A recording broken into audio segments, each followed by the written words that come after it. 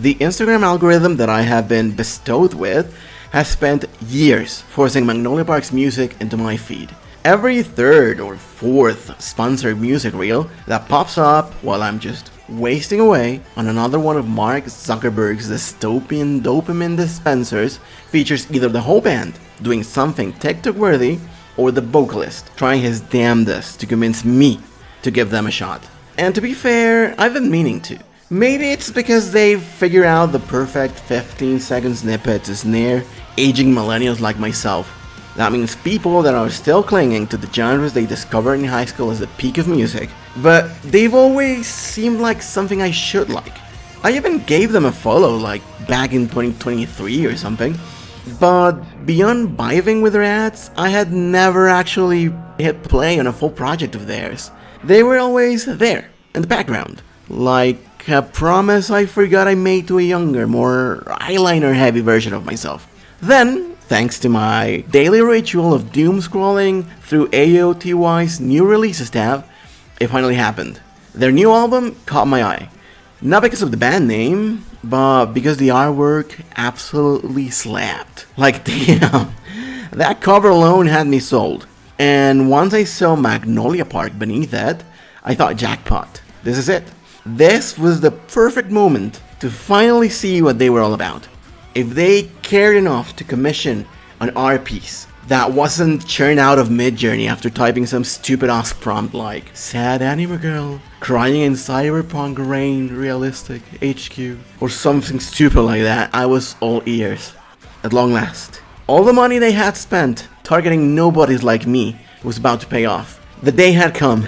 A random idiot was going to bless them with one additional stream on Spotify. And yeah, it was extremely mediocre. Sorry. Look, I don't think this is a bad album. It sounds like they genuinely worked hard to bring it to life, but it's just so forgettable. Like, aggressively so.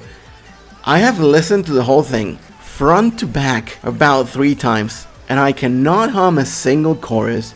I cannot quote a single lyric. I cannot even recall if they added any weird production choice or had a left field moment that stood out for whatever reason.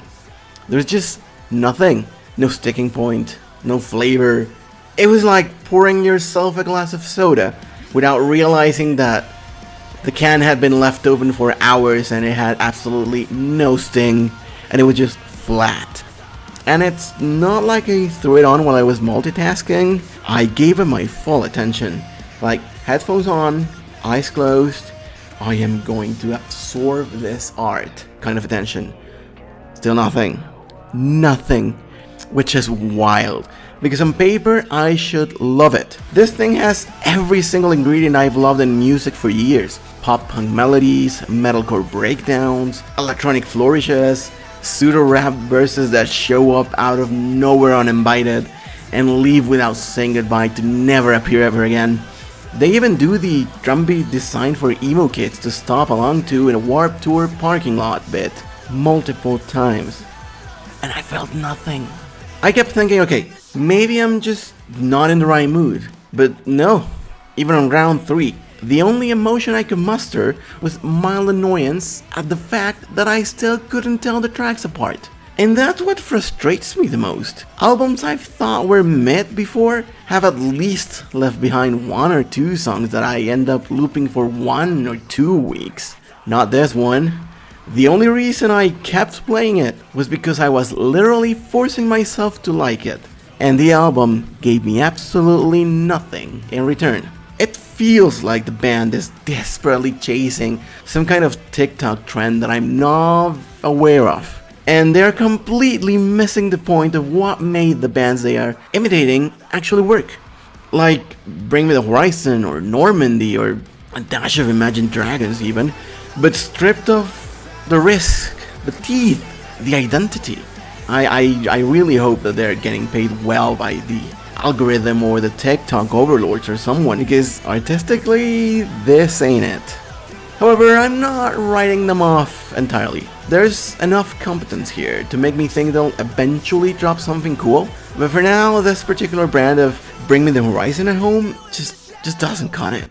especially when I could be listening to literally any of the bands they're emulating instead.